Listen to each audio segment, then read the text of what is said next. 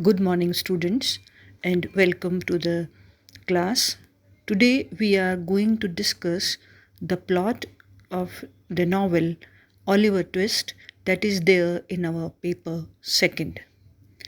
Students, this was, as I have already told you, Dickens' second novel, and the purpose behind writing Oliver Twist, the main purpose was to confront his reader with dreadful predicament of the poor and the inadequacies of existing institutions. This was purpose of Charles Dickens behind writing this novel. In Oliver Twist, we see that he himself has said at some place that it was necessary for his own satisfaction that he attempt something new and more serious. What he produced in Oliver Twist or The Parish Boy's Progress, the subtitle is significant, was a combination of social satire and grim melodrama. Even the comedy in this novel is always dominated by the reforming zeal which underlies it. Students, throughout his career, Dickens exhibited tremendous indignation against social evils such as poverty, oppression, and injustice, as exemplified in schools, prisons, workhouses, and the like. He hated the inhumanity of institutions and satirized the people who represented institutions, kept them going, or who were blind to their faults. So, in Oliver Twist, his most powerful and passionate writing occurs in the first 11 chapters, where he portrays a world in which life is cheap, suffering general, and death welcome. The world of workhouses and thieves, dens, which are the product of pauperism and neglect. And students, as to the subject matter of the story itself, we do not know much about how it occurred to Dickens, as he left no record of its origin. It is not like David Copperfield, an autobiographical novel. A few of its characters, Rose Miley and Mr. Fagin, were drawn from living models, but for the most part, this novel sprang from Dickens' imagination. In making a small boy the central figure, he was setting a precedent for several of his later novels. As for the topical and violently controversial issue, the 1834 Poor Law Amendment, which he chose as the main target of his satire, Dickens' own year as a parliamentary reporter had increased both his knowledge of the problem and his skepticism about the attempted solution. Students, Dickens wrote Oliver Twist at great speed. At this period of his life, writing came easily to him. In a letter in the year 1840, he had written, "I never copy, correct but very little, and that invariably as I write." Moreover, he became absorbed by the story as it developed and fell upon it tooth and nail towards the end. Students,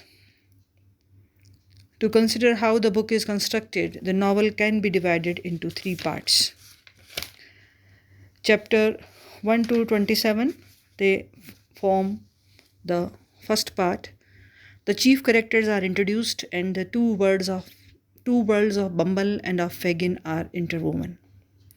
Chapter 28 to 36, in this section, this central section is dominated by the Miley family and provides an interlude and added twist to the plot.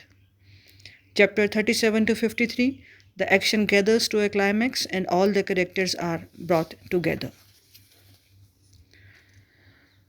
Students, we see that Oliver is an orphan, and when the novel opens, nothing is known of his parents' identity. but he has a half brother, Monks, who appears as a sinister stranger halfway through the book. Monk's chief object is to cheat Oliver of his rightful share of their inheritance. The core of the plot is the gradual revelation of this conflict between Monks and his agents on the one hand, and Oliver, who knows nothing about it, and his friends on the other. The two sides are brought into collision by a series of coincidences. Fagin, into whose hands Oliver falls when he first arrives in London, is an oldest associate of Monks and is therefore easily employed by Monks as a confederate. Mr. Brownlow, whom Oliver is accused of robbing, happens to have been the oldest friend of Oliver and Monk's father. Rosemary, who is living in the house which Oliver is forced to break into, happens to be the younger sister of Oliver's mother. The full disclosure of these facts is, of course, reserved until the end of the story, although clues and hints are scattered throughout the book. If we look at the coincidences, there are some and they help in development of the plot. For example, Fagin first learns that Oliver is staying with Mr. Brownlow from the accidental display of Oliver's old clothes by the Finch who had bought them. When Mr. Bumble reads the newspaper on his way to London, the advertisement about Oliver is the very first paragraph upon which his eye rested. Now Claypole, after surveying many possible public houses for a night's lodging, happens to choose the one frequented by Fagin and his friends. Students, although some inconsistencies and unnecessary twists of plot are there, uh, they are of some interest to a student of Dickens' method. They are of little importance in a discussion of the plot's weakness. As for Dr. Kettle explains, the plot's major fault is that it fails to correspond with the novel's center of interest or essential pattern, which in its consideration of the plight of the poor. As he says, the struggle throughout Oliver Twist between the plot and the pattern is indeed a life and death struggle, a struggle as to whether the novel shall live or not. And so far as the plot succeeds in twisting and negating the pattern, the value of the novel is in fact weakened. So, students, here the discussion on the plot comes to an end. Thank you.